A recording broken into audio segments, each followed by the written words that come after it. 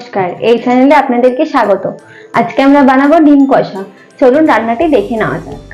আজকের রান্নার প্রধান উপকরণ ডিম সেদ্ধ করা আলু সহ উপকরণ, পেঁয়াজ কুচি, রসুন কুচি, দুটো লঙ্কা আর আদা। বাকি রান্নার মশলাগুলো আমি রান্নার সময় এক এক করে দেখিয়ে দেব। একটি সিক্রেট মশলা আমি এই রান্নাটার মধ্যে ব্যবহার করব। চলুন রান্নাটি দেখে নেওয়া যাক। প্রথমে কড়াইটা ভালো করে গরম করে নিতে হবে। কড়াইটা এবার গরম হয়ে গেছে। কড়াইতে 2 চামচ তেল দিয়ে দেব। কড়াইয়ের মধ্যে সামান্য নুন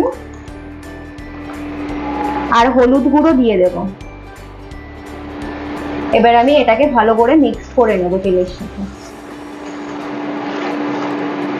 এবার ডিমগুলো আমি ভেজে নেব ভালো করে।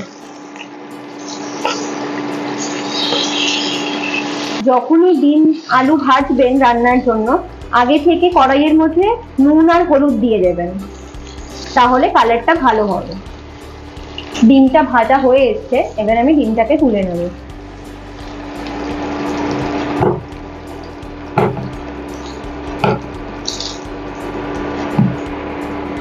এবার আলুগুলোকে ভেজে নেব।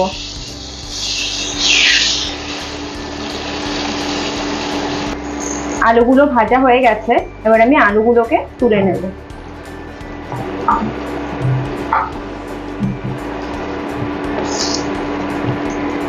এবার ফোড়নে জিরে আর তেজপাতা দিয়ে দেব। এবার এর মধ্যে রসুন কুচি দিয়ে দেব।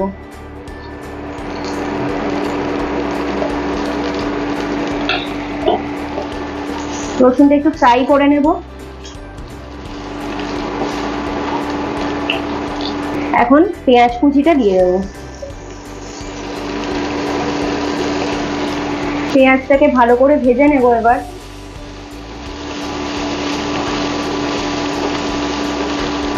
পেঁয়াজটা ভাজা ভাজা হয়ে গেছে, এবার আমি আদা কুচিটা দিয়ে দেবো।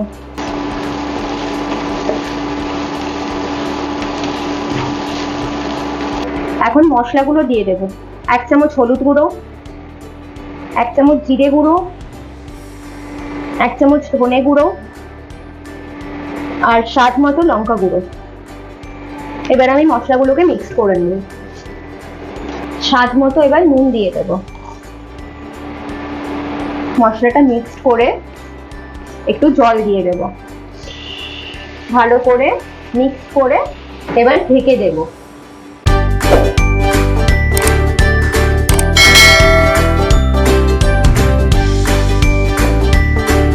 মশলাটা কষা হয়ে গেছে, একটা খুব সুন্দর গন্ধ আসছে। এবার আমি এর মধ্যে ডিম আর আলুটা দিয়ে দেব। এবার ভালো করে একটু মিক্স করে নেব। এবার এর মধ্যে আমি জল দিয়ে দেব।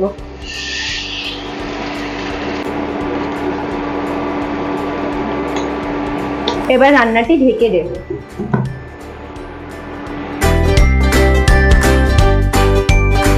এবার ঢাকাটা তুলে নেব।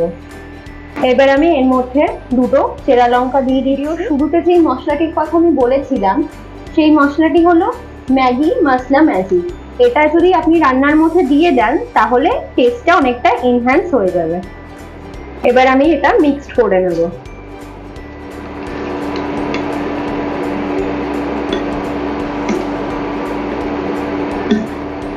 আমাদের আজকের রান্না রেডি হয়ে গেছে।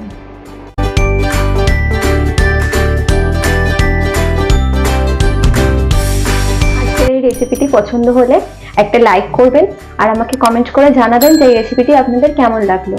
আর চ্যানেলটি অবশ্যই সাবস্ক্রাইব করবেন আর প্রিয় মানুষদের সাথে রান্নাটি শেয়ার করবেন। ধন্যবাদ।